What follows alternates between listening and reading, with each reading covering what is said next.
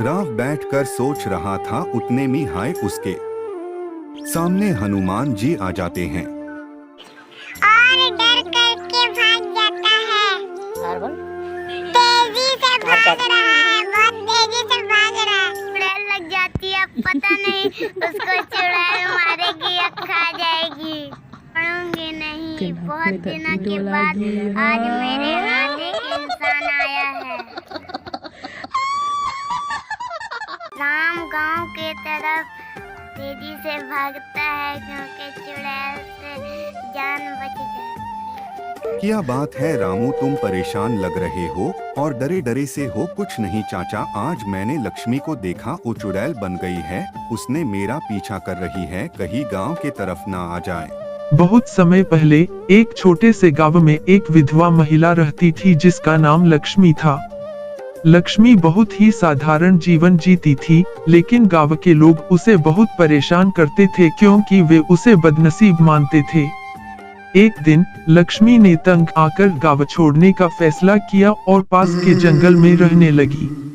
उस जंगल में जाने के बाद लक्ष्मी ने कभी गांव वापसी नहीं की और कुछ दिनों बाद गांव में उसकी मौत की खबर फैल गई।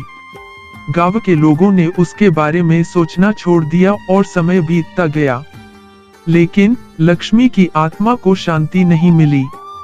उसने गांव के लोगों से बदला लेने की ठानी जिन्होंने उसकी जिंदगी को नरक था और लक्ष्मी की आत्मा भटकने लगा। आने जाने वालों को दिखाई देती थी और लोग जंगल से जाने से डरते थे। धीरे धीरे गांव में अजीब घटनाएं होने लगीं। लोगों ने दावा किया कि उन्होंने लक्ष्मी की आत्मा को देखा है जो चुड़ैल बन चुकी है। गांव में डर का माहौल फैल गया। लोगों ने शाम होने से पहले ही अपने घरों के दरवाजे बंद कर दिए और बाहर निकलना बंद कर दिया। कई लोगों ने उसे देखने का दावा किया, लेकिन किसी ने भी उसे पकड़ने की हिम्मत नहीं की। लक्ष्मी की चुड़ैल की कहानी सुनकर एक साधु गांव में आया। उसने गांव वालों से कहा कि लक्ष्मी की आत्मा को शांति देने का एक ही उपाय है, उसे माफी मांगनी होगी और उसकी आत्मा की शांति के लिए प्रार्थना करनी होगी। गांव के लोग, जो अब बहुत डर चुके थे, साधु की बात मानने को तैयार हो गए। गांव वालों ने लक्ष्मी की आत्मा की शांति के लिए एक बड़ा यज्ञ आयोजित किया। उन्होंने उससे माफी मांगी और वादा किया कि भविष्य में किसी के साथ अन्याय नहीं करेंगे। यज्ञ की आग और गांव वालों की प्रार्थनाओं के बीच लक्ष्मी की आत्मा को शांति मिली और उसने गांव को हमेशा के लिए छोड़ दिया। उस घटना के बाद गांव में शांति का माहौल है। लोग रोज की तरह अपने अपने काम पर जाने लगे।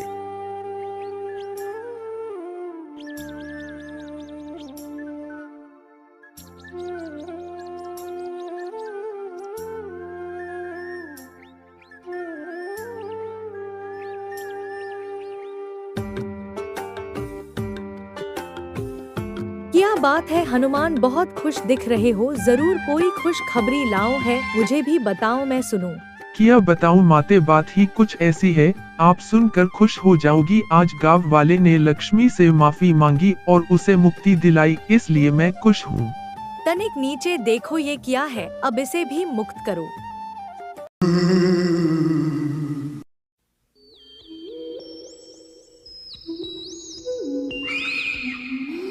पक्षियों के चिल्लाने की आवाजें आती हैं। धर्मदास नींद से उठ जाता है और अपनी पत्नी तुलसी से बोलता है, भगवान, इस पेड़ पर भी ना जाने कौन कौन से पक्षी आकर बैठने लगे हैं। रात भर सोने नहीं देते। कल ही इस पेड़ को काट देता हूँ, समस्या ही खत्म हो जाएगी। धर्म है, पेड़ में से खून निकल रहा है। इस पेड़ के भीतर कोई इंसान रहता है। अब मैं क्या करूं? धर्मदास की आवाज सुन से बाहर आते खून को देखकर बोलती है, इस आदमी को मैंने कल भी रोका था पेड़ मत काट, लेकिन इस आदमी को तो नींद चापे रहती है। अब कर दिया ना कोई अपशगुन। तू ना एक दिन हम सबको लेकर डूबेगा। लगता है परसों की मार भूल गया।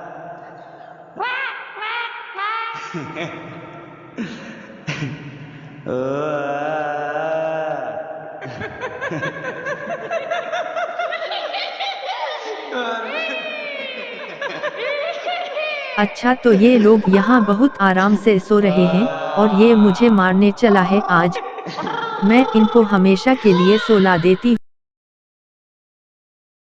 तुम यहाँ से चले जाओ हनुमान जी, मुझे मेरी मर्जी से जीने दो, हमारा कुछ नहीं कर सकते, चले जाओ हनुमान जी। तुम इतना मार पड़ने भी नहीं मान रही हो तो इस बार तेरा अंत पक्का है चुड़ैल, अब मरना होगा। अरे हनुमान जी मेरा बाल तो छोड़ो, कैसे छोड़ दूं, तुमने लोगों परेशान करना छोड़ दो।